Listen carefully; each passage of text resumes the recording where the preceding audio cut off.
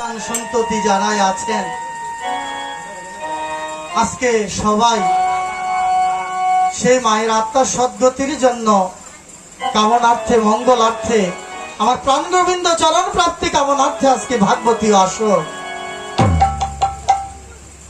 সে মায়ের আত্মার সদ্গতি কামনার্থে সন্তান সন্ততি যারা আছেন আত্মারা আজকে ভাগবতী আসর দিয়েছেন।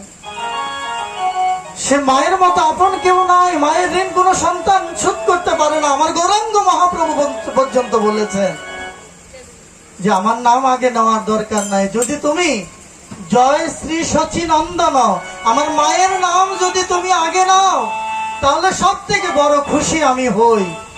জয় শ্রী শচী নন্দন আমার মায়ের নাম আগে, আমার অনাদির আদি গোবিন্দ তিনি বলেছেন। তাই মায়ের ঋণ কোন সন্তান শোধ করতে পারে না।